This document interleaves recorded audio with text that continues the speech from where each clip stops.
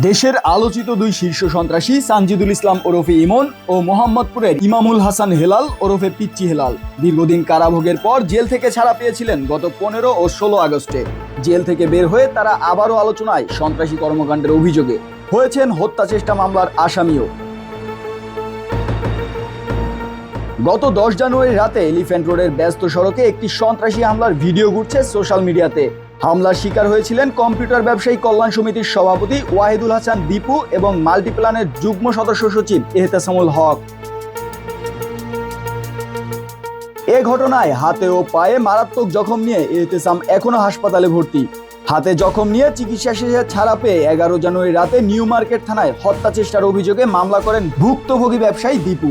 এ মামলায় প্রধান আসামি করা হয়েছে শীর্ষ সন্ত্রাসী সানজিদুল হক ওরফে ইমনকে। এদিকে মামলার বাদী দীপু শীর্ষ সন্ত্রাসী পিচ্চি হেলালের বড় ভাই। আহত এহতেসাম একসময় ছিলেন ঢাকা বিশ্ববিদ্যালয়ের মহসিন হল ছাত্রদলের সাধারণ সম্পাদক।